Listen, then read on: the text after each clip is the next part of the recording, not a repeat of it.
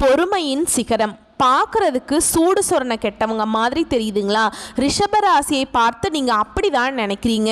என்ன பண்ணாலும் பரவாயில்ல, அமைதியாக போகிறாங்க. உள்ளுக்குள்ள எரிமலை மாதிரி இருக்கும்.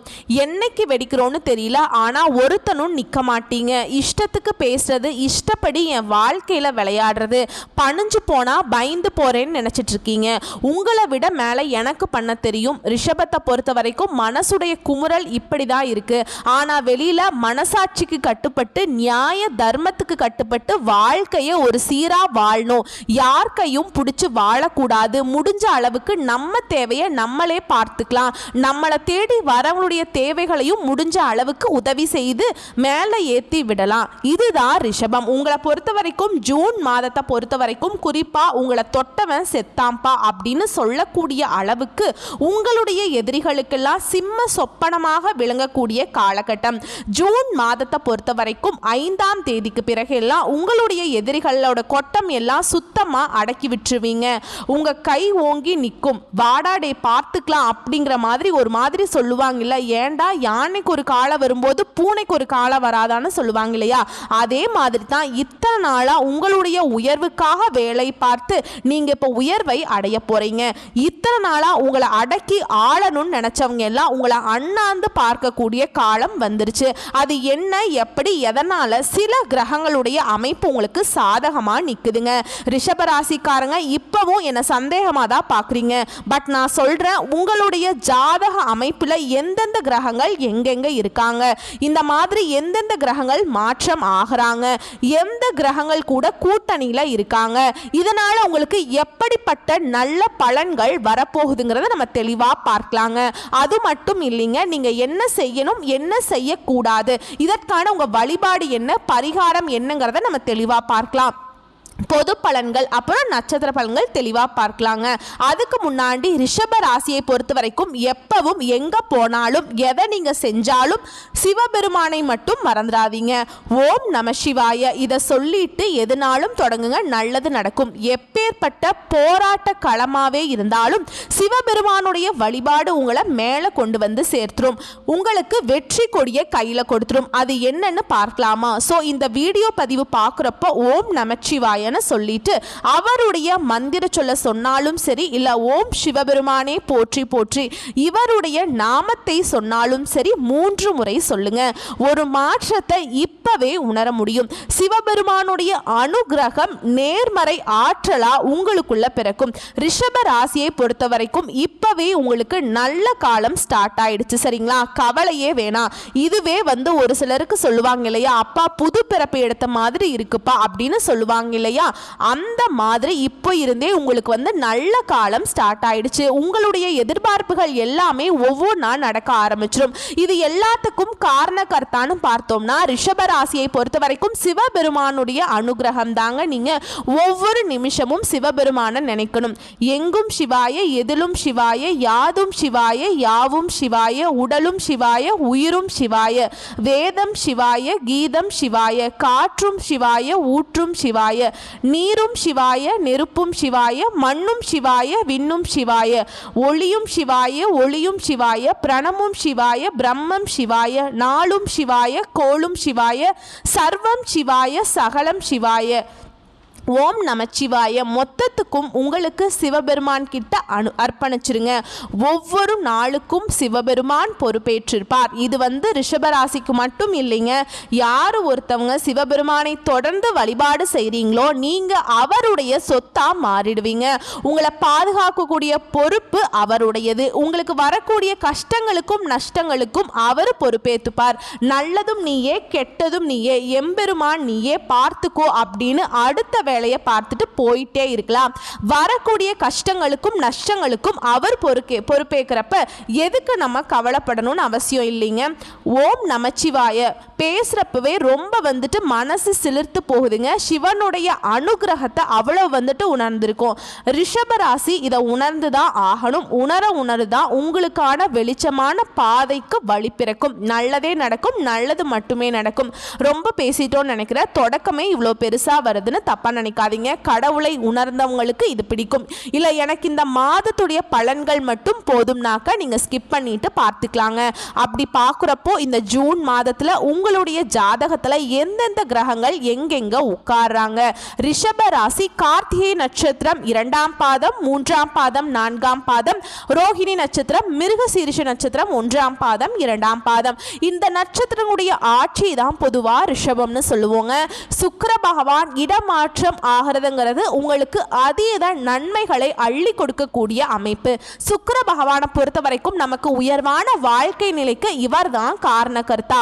காதல் கை கூடணும், திருமண உறவு நல்லா இருக்கணும், செல்வ வளம் கூடணும், எல்லாத்துக்குமே ஒரு மனுஷனுடைய அத்தியாவசிய தேவைகள் எல்லாமே உச்சபட்ச வாழ்க்கைக்கும் இவர் தான் குரு.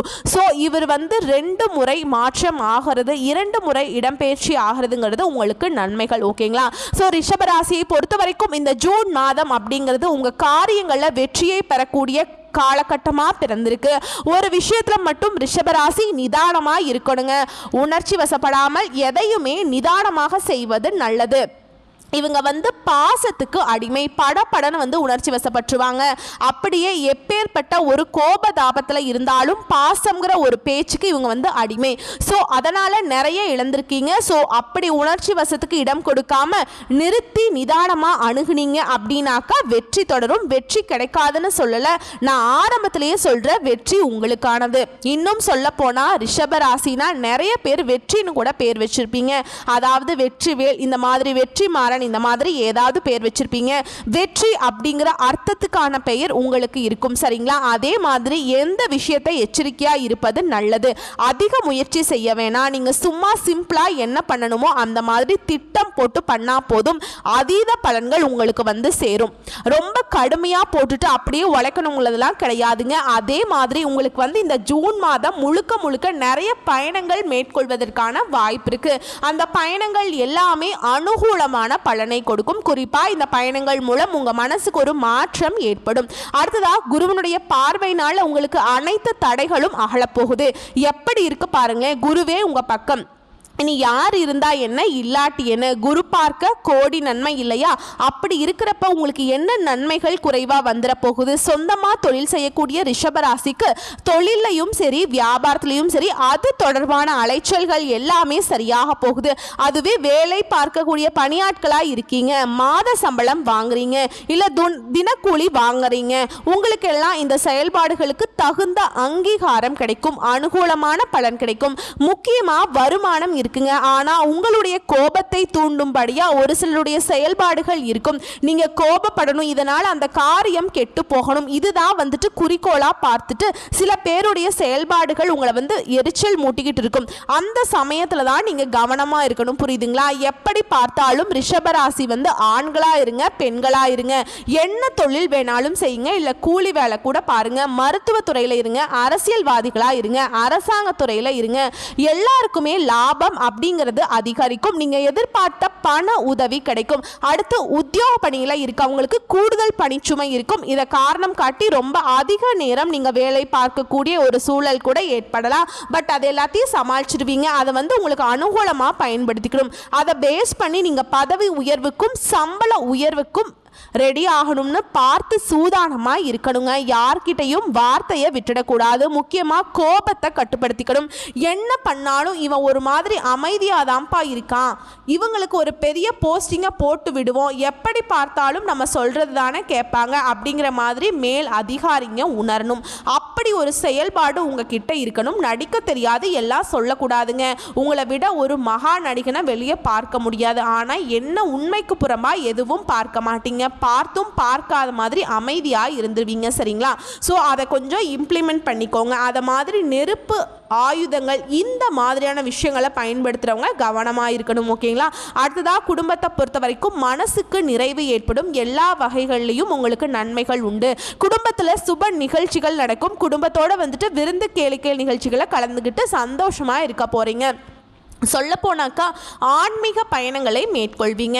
குடும்பத்தோட நீண்ட நாள் பிரார்த்தனைகளை நிறைவேற்றி சந்தோஷப்படுவீங்க. குலதெய்வ வழிபாடு இந்த மாதிரி கூட இருக்கும். அடுத்ததா வாழ்க்கை துணையினால நன்மைகள் உண்டாகும். குழந்தைக்காக கொஞ்சம் அதிகமாகவே பாடுபடுவீங்க. ஏன்னா குழந்தை மீது அதீத பாசம் கொண்டவங்க. அதே மாதிரி குடும்பத்தை பொறுத்த வரைக்கும் விருந்தினருடைய வருகை அப்படிங்கிறது உங்களுக்கு உற்சாகத்தை ஏற்படுத்தும். உறவுக்காரங்களும் நண்பர்கள் கிட்டையும் திடீர் கருத்து வேற்றுமை உண்டாகிறதுக்கு வாய்ப்பு இருக்கு.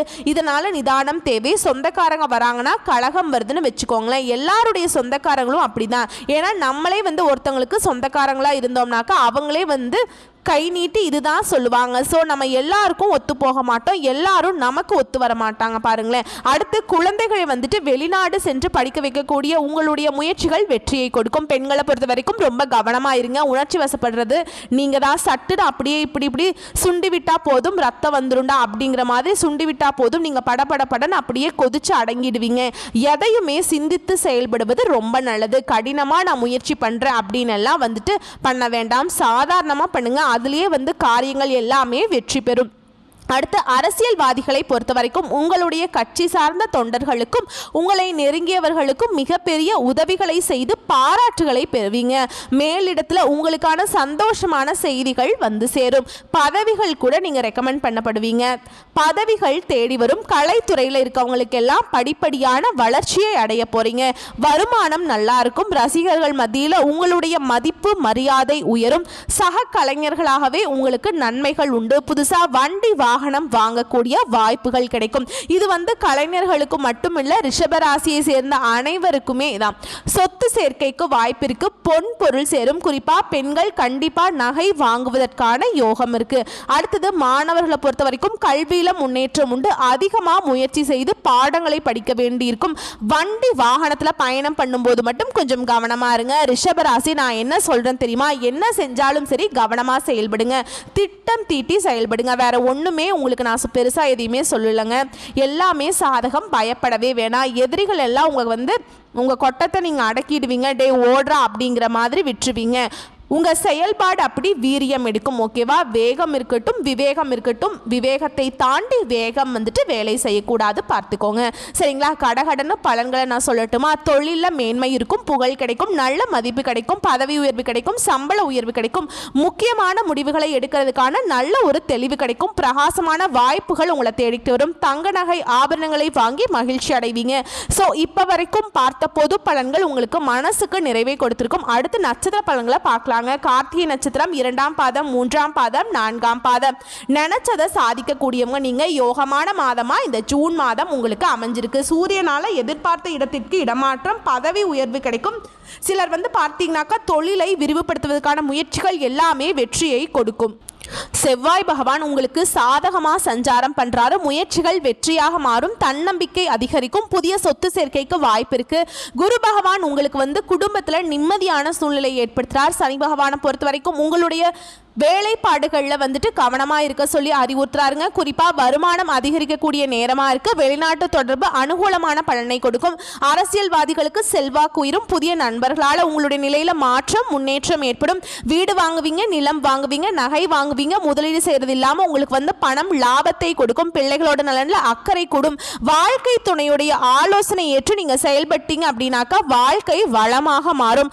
மாணவர்களை பொறுத்த வரைக்கும் மற்ற சிந்தனைகளுக்கு இடம் கொடுக்காம படிப்பு மட்டும் அக்கறை செலுத்துறது ரொம்ப அவசியமா பார்க்கப்படுது.